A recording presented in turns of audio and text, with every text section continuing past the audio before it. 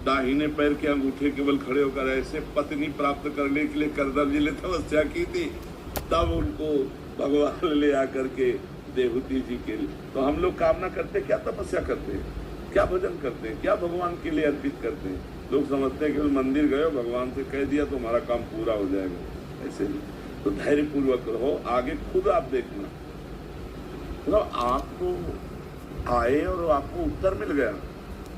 हम लोग तो ऐसे भटक रहे थे गंगा किनारे कि कैसे धीरे धीरे धीरे धीरे धीरे धीरे जब हार गए हृदय से और प्रभु का आश्रय लिया तो जीत गए।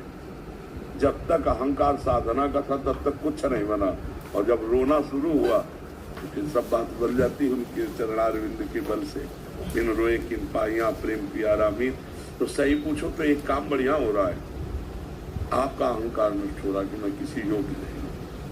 ये काम क्रोध को भी हम धन्यवाद देते हैं कि इन्होंने हमें भगवान तक पहुंचाने में बहुत सहयोग किया, क्योंकि जब ये आके ताल ठोकते तो हम घुटने के बल हो जाते, तो अपने आप पता चला हम कुछ नहीं है। तो ऐसे ही जैसे कोई भयावह चीज आवे तो भाग के अपना जो रक्षक उसी की तरफ जाएंगे ना, तो इन्होंने शरणागति हमारी पुष्ट कर दी। काम क्रोध आदि ने हमारी शरणागति पुष्ट कर दी। अगर हम ऐसे देखें तो सामने उधर वो खड़े, तो हमें किधर देखना पड़ेगा, प्रभु की तरफ ही देखना पड़ेगा। तो भागे प्रभु की तरफ, प्रभु बचाओ, तो हमें प्रभु की तरफ भगाने वाले यही तो हुए ला। तो हम इनको भी प्रणाम करते हैं कि ये भी हमारी शरणागति में बड़ा भारी सहयोग किए। ये हमने ऐसा अनुभव किया कि ये लोग हमारे अहंकार का नाश करके भगवान की तरफ दौड़ाते हैं। यहाँ खड़ा मत रहे, दौड़, क्योंकि आग है ये, तो शीतलता तो भगवान के चरणों में, तो उधर भागाने का काम ये किए।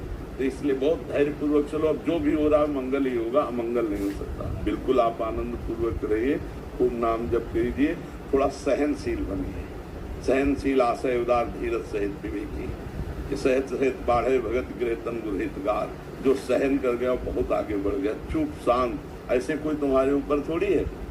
आप जब व्यक्त करोगे तभी है, आप जब अनुमति दोगे मन को तभी वो कुछ कर पाएगा, नहीं कुछ नहीं कर पाएगा। वो केवल जलाता रहता है। वो प्रमथन स्वभाव की इंद्रियां, प्रमथन स्वभाव का मन है, साधक को जलाता रहता। साधक सोचता है ये काहे को जलन जले, भोग भोग ले। और भगवान कहते त्यागा शांति अंतर, भोगों का त्याग करने पर शांति प्राप्त होती है। और गलत सलाह बुद्धि दे देती कि भोग ले यार, 2 मिनट में शांति प्राप्त हो जाएगी।